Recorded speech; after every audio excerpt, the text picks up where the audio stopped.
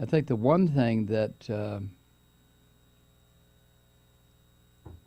was probably the most horrifying in an immediate sense. Global warming is horrifying, but we don't think about that. But the most horrifying in the immediate sense was the slaughter that occurred in New Zealand.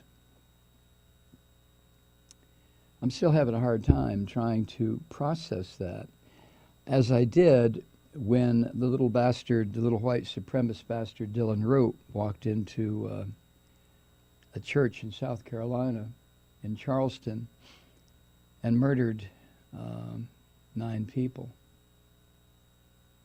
There's something singularly sick about people who will go to a house of worship and start killing people.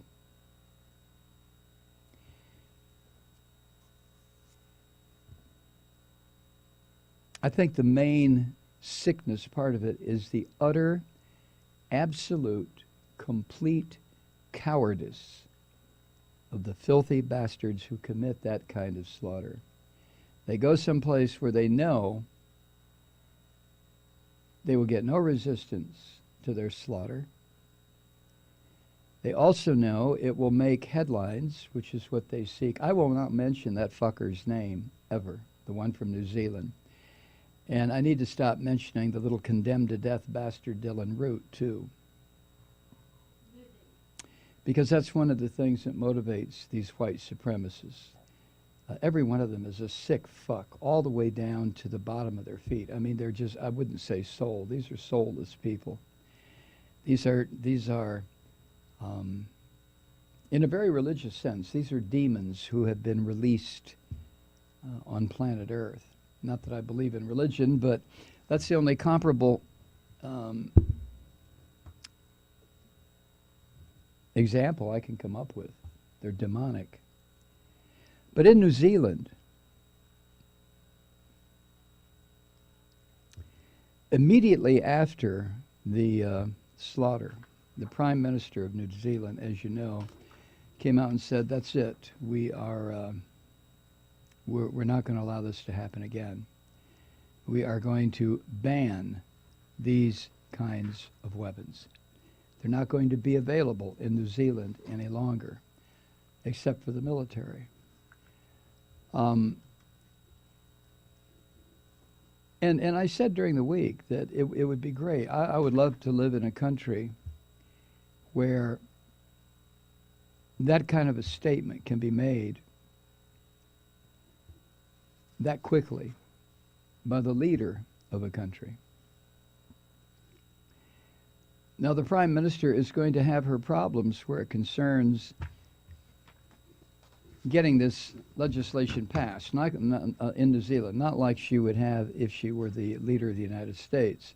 In the first place, this kind of legislation would never come up in this abattoir that we call the United States. It would never come up. There's not a single member of Congress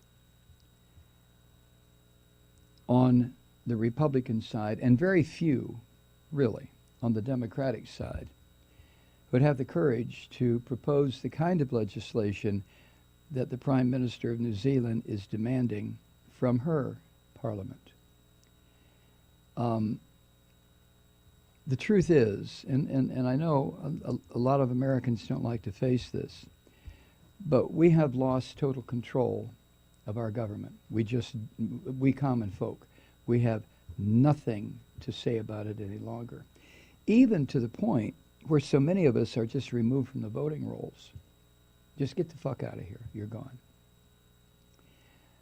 Because of a misspelling or a middle initial on one form that's missing on another form. But the right-wingers have always wanted to maintain the facade of democracy, but reduce it to a point where it's more manageable, which is what these white devils in the United States, these Republicans, are doing.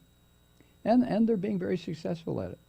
We had a situation here in Georgia with the governor's race last November.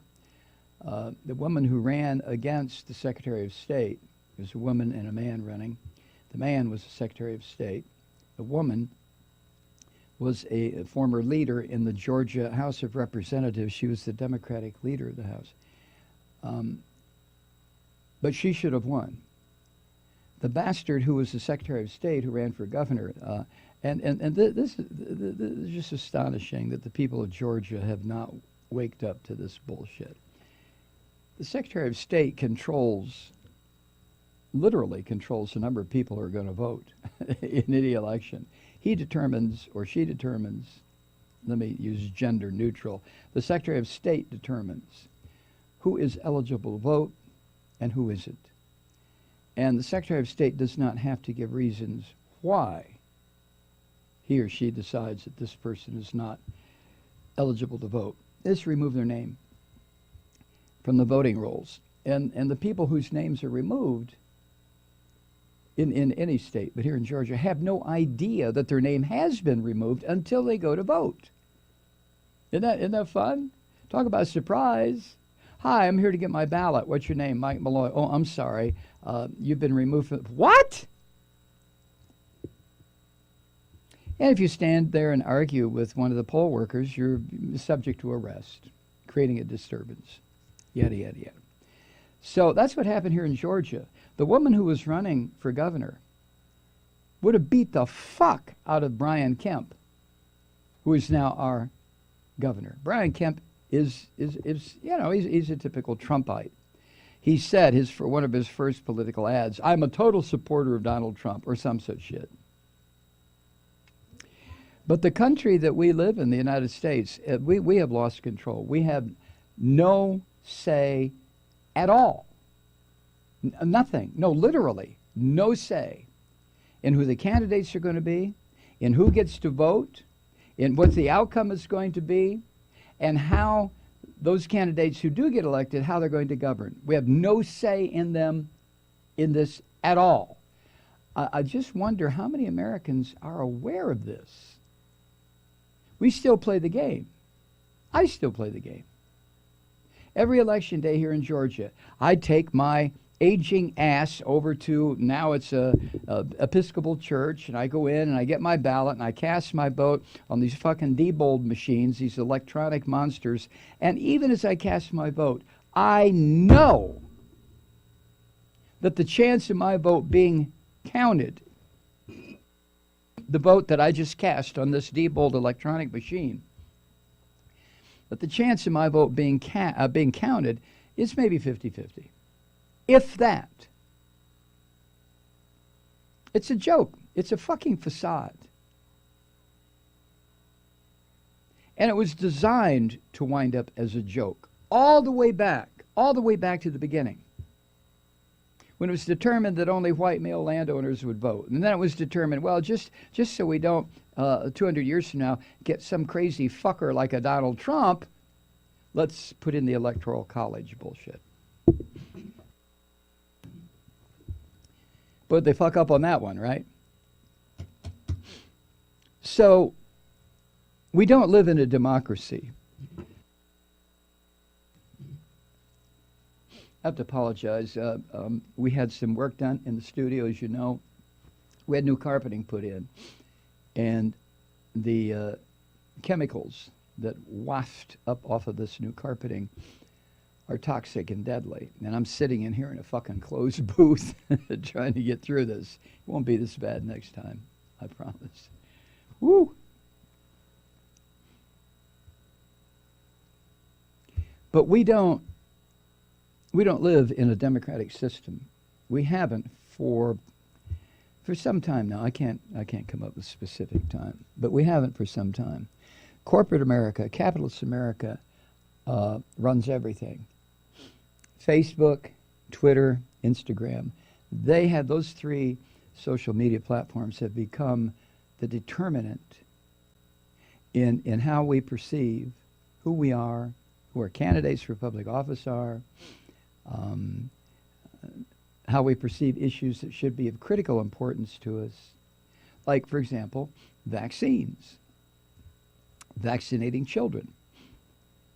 Social media provides a platform for these rotten fucking parents who should have their children taken from them.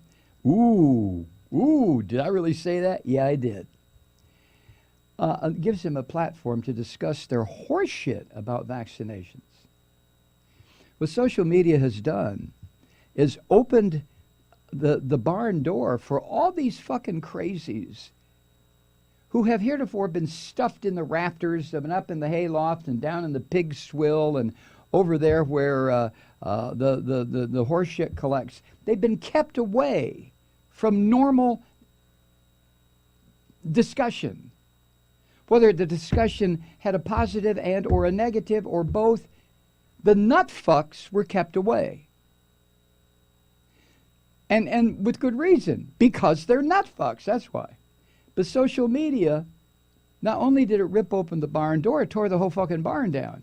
And now these crazy bastards are all over the place. They're like, I don't know, like a bacteria that has spread. Or a virus, more like a virus that has spread. This sick bullshit. And this is what the governor or the Prime Minister of New Zealand has talked about. The fact that social media, this motherfucking killer who walked into the mosque was live streaming onto Facebook, live streaming his slaughter to make it look like a fucking video game. And how many sick sons of bitches instantly tuned into it? And how many sicker sons of bitches, after it was over, found the video and sat there staring at it? You sick motherfuckers, you.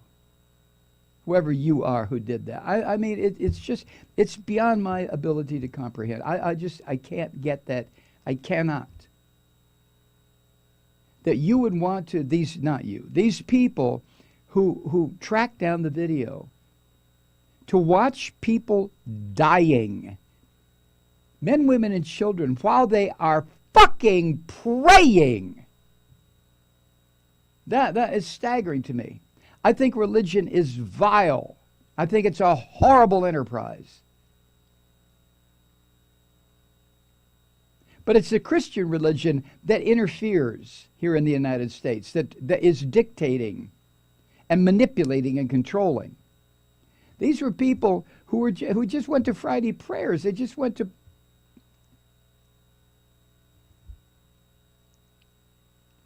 worship the same God as the Christians and the Jews worship. So there is a singular form of evil shared with people who go into a house of worship to commit mass murder. And I this is where my primal instincts come out.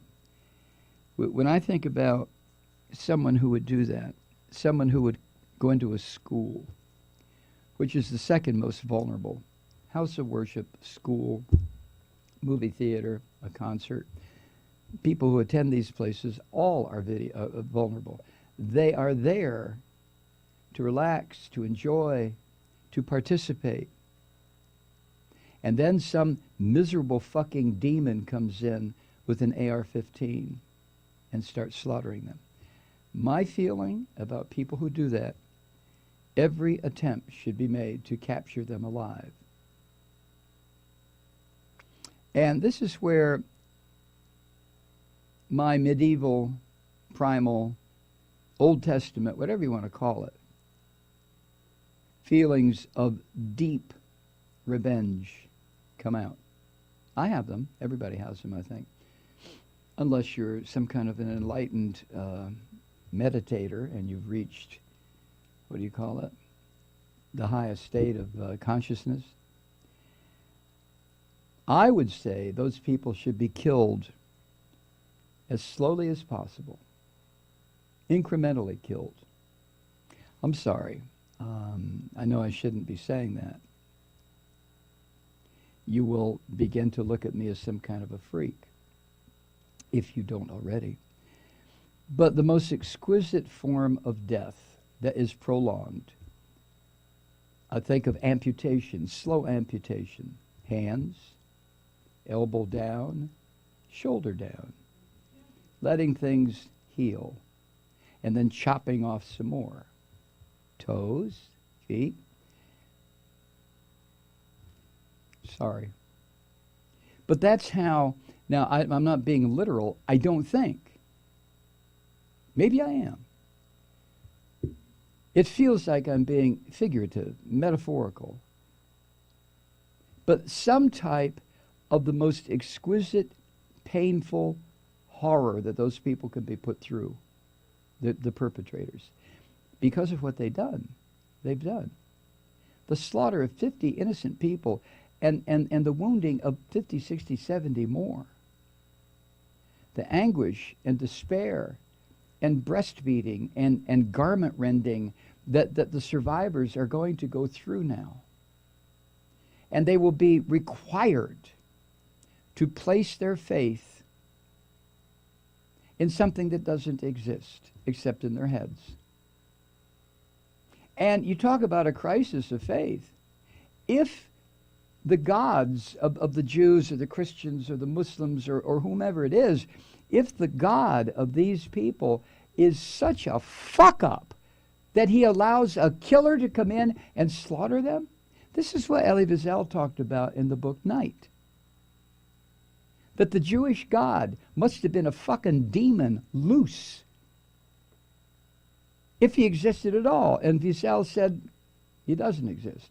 To allow God's chosen people to the tune of 6.5 million be butchered and slaughtered and destroyed. What the fuck? Elie Wiesel did regain his religion when he became an adult.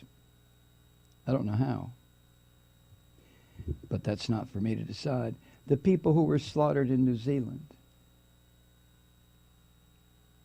how do their families and friends and spouses and children and parents, I mean, how do you recover from that?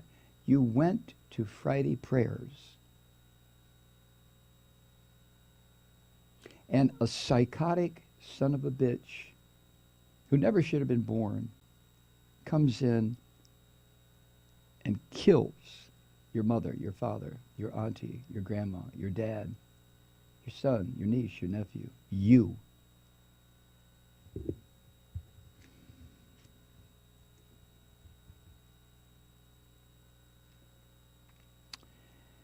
So lawmakers now in the United States are putting pressure on social media companies here to take aggressive action against white supremacists in the wake of what happened in New Zealand.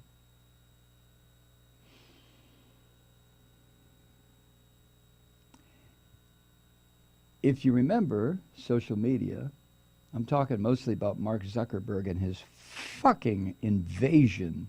You talk about an invasion of Facebook. And they now own Instagram too, I guess. Who owns Twitter? I don't know. But critics note that these tech companies were successful in largely rooting out content promoting ISIS. But they question why the same efforts have not targeted the white devils that are loose in America, because America now is exporting this. We're great exporters. Our drugs, I mean, we import a lot too, but we export drugs. We export movies. We export just tons and tons and tons of cultural bullshit. And we also export white terrorism, white supremacy. Oh, I know, there are other little cells of white supremacy that exist, South Africa, Middle Europe. Yeah, okay. But we're the ones who show the world how to handle our white supremacist attitudes. Go murder people who are worshiping. Go blow up a fucking federal building in Oklahoma City and kill 168 people, 27 of whom are children who are in a daycare center. We show the world how white supremacy initially presents itself. Slaughter, death, destruction, violence. And the rest of the world pays attention. I mean, what the fuck? It's America. And we have a president who continues to say that Muslims are America's enemy, invaders, enemy. This fucking Trump is so sick and so fucked up, he has enemies all over.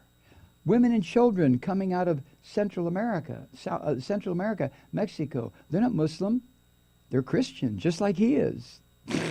Shit. Muslims, Christians, liberals, Congress, they're after him. They're going to get him. So this sick fuck is the leader of the United States. Hey, Truth Seekers, Mike Malloy here on the Progressive Voices Network. We've got a deal for you. You can now subscribe to our new 1-hour audio-video combination Malloycast for only $29 a year. But you have to act fast. This deal ends on tax day, April 15th. Since we're without any business managers now, 100% of your support goes directly to maintaining our nightly campfire. Visit MikeMalloy.com to renew or to subscribe. And thank you for all the ways you keep it lit.